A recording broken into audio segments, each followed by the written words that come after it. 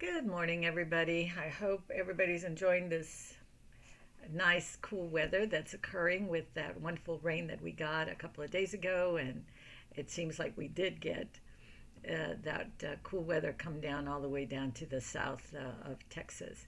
As all of you may or may not know, I am a frustrated meteorologist and I love to follow the weather.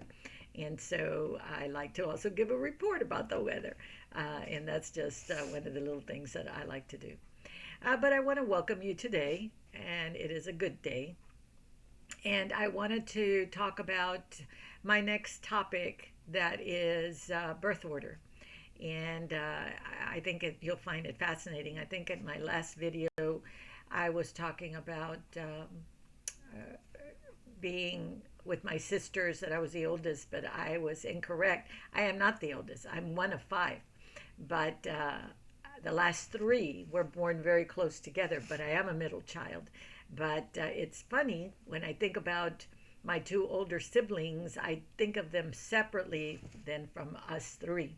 So when I consider it, I think I must think of myself as the oldest, and then you have the middle child, and then you have the end. But I am in reality a middle child, and there is such a thing called middle child syndrome. And I find these fascinating. I study this. There is a seminal work by Alfred Adler, who is a psychologist from a long time ago, and he developed the birth order and how it affects everybody and how it drives them in a certain direction in many ways of how to be in the family system. And I'm very big into family system. I always discuss how we're all connected in the family system. We're invisibly tied to each other. So if one person in the family moves this way, everybody tends to move that way, and back and forth. But I just wanted to put this little video out there and say that the next thing I will be talking about will be birth order. And I'll start with middle child. And then I'll go to the oldest, and then the second oldest, and then the middle child, and then the fourth child is almost like a middle child also. And then, of course, you have the last child, which is considered the baby. And how you're able, once you know your birth order and you're in family gatherings, it will not be difficult for you to see everything play itself out because of the birth order. I'll give you an example.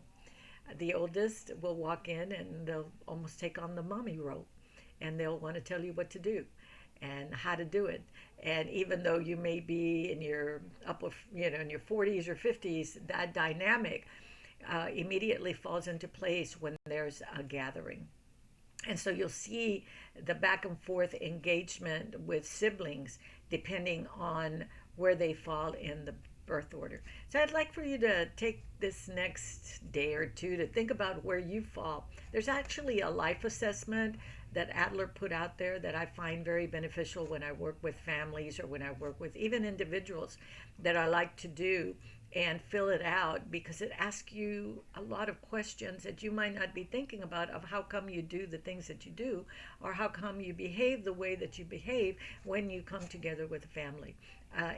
So this is kind of a little nudge that next time you're in a gathering, but whether it be with your family or with friends or whatever, and it's a family gathering, sit back and observe and see if you can guess who's the oldest, who's the middle child, who's the baby, and how everybody falls into that role as soon as they come together. The person that tries to get out of that role will then be treated a different way, or they will be nudged back into that role. And I'll talk about why we tend to have to stay in those roles or be pushed into those roles, because it changed the whole dynamics of the family constellation and how everybody behaves, and that would be very upsetting. So with that said, in my next video, I will be talking about birth order. Thank you.